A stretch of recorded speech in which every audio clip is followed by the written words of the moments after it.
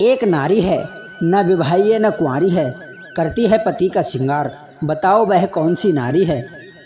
प्यारे श्रोताओं, आज इस वीडियो में हम जानेंगे कि वह कौन सी नारी है जो न विवाही है न कुंवारी है पर फिर भी पति का श्रृंगार करती है।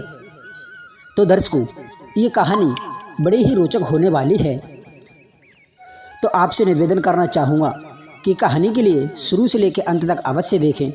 और यदि आप हमारे चैनल पर पहली बार मेहमान बंधु बनकर के आए हैं तो अभी हमारे चैनल को सब्सक्राइब कर लें, वीडियो को लाइक कर दें। मिलते हैं, आप ध्यान देते हैं इस पहेली की तरफ। इस पहेली में कहा गया है, एक नारी है, ना विवाही है न कुंवारी है, करती है पति का श्रृंगार, बताओ वह कौन सी नारी है। तो इसका मतलब है कि एक स्त्री है जिसकी ना तो अभी शादी हुई है और ना ही वो कुंवारी है और करती है पति का श्रृंगार। तो प्यारे श्रोताओं, इस पहेली को ध्यान से समझने के लिए बने रहें हमारी वीडियो के अंतिम तक। प्यारे श्रोताओं, ये उस समय की बात है जब राजा दशरथ जी से कैकेयी ने 2 वरदान मांगे थे। जिस समय भगवान श्री राम का राज्य अभिषेक होने वाला था, उसी समय कैकेयी ने दशरथ से 2 वरदान मांगे थे। जिस दिन भगवान श्री राम का राज्य अभिषेक होने वाला था, उससे एक दिन पहले ही ये दोनों वरदान मांगे थे। उन्होंने पहले वरदान में मांगा था कि भरत जी के लिए राज्य अभिषेक, और दूसरे वरदान में मांगा था भगवान श्री राम को 14 वर्ष का वनवास। उसके बाद में भगवान श्री राम अपने माता पिता की आज्ञा मानकर 14 वर्ष के लिए वन चले जाते हैं और वहीं पर पुत्र के चले जाने पर दशरथ जी की मृत्यु हो जाती है।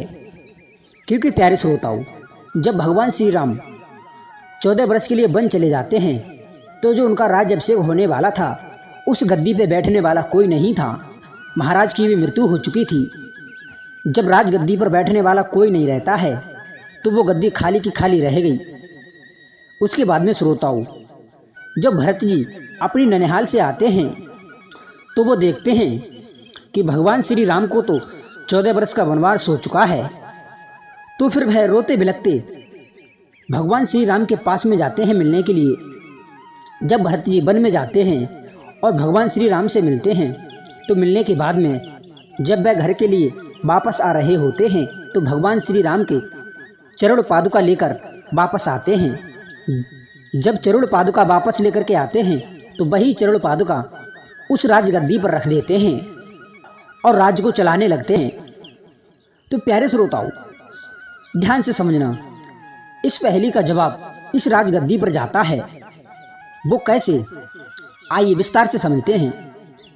एक नारी है, न विवाही है न कुंवारी है। प्यारे श्रोताओं, जिस राजगद्दी पर भगवान श्री राम बैठने वाले थे उसकी पूर्ण तैयारी हो चुकी थी। लेकिन श्रोताओं, उस राजगद्दी की तैयारी तो हो चुकी थी, परंतु उस पर भगवान श्री राम नहीं बैठ पाए। उससे पहले ही वो वन चले गए। कहने का मतलब ये है, इस पहेली में वो राजगद्दी एक नारी है जिसकी तैयारी हो रही थी भगवान श्री राम को बैठने की, तो भगवान श्री राम उस पर नहीं बैठ पाए। कहने का मतलब कि उसकी शादी होने वाली थी भगवान श्री राम के साथ में, परंतु उससे पहले ही भगवान श्री राम वन के लिए चले गए। मतलब शादी नहीं हो पाई। इसलिए ना तो वो राजगद्दी कुंवारी है और ना ही वो राजगद्दी विवाही है। करती है पति का श्रृंगार। इसका मतलब है कि उस राजगद्दी को पूर्ण तरीका से सजाया गया था भगवान श्री राम को बैठने के लिए। उसकी बहुत अच्छे से सजावट की गई थी। कहने का मतलब है कि उस राजगद्दी ने श्रृंगार कर लिया था भगवान श्री राम के लिए। क्योंकि उस राजगद्दी पर भगवान श्री राम बैठने वाले थे, इसलिए राजगद्दी ने श्रृंगार कर लिया था। उससे पहले ही भगवान श्री राम 14 वर्ष के लिए वन चले जाते हैं। तो इसका मतलब ये होता है कि वो गद्दी ना तो कुंवारी है और ना ही वो विवाही है और करती है पति के लिए श्रृंगार। तो इस पहले का अर्थ बल्कि एक नारी नहीं, बल्कि अयोध्या की वो गद्दी है। पहली में तो कहा गया है कि एक नारी है, परंतु वो नारी नहीं है, वो अयोध्या की राजगद्दी है। तो प्यारे श्रोताओं, इस प्रकार इस पहेली का जवाब मिल चुका है। तो दर्शकों, आपसे निवेदन करना चाहूँगा कि इस कहानी के लिए ज़्यादा से ज़्यादा शेयर कर दें। मिलते हैं आपको नेक्स्ट वीडियो में, तब तक के लिए धन्यवाद।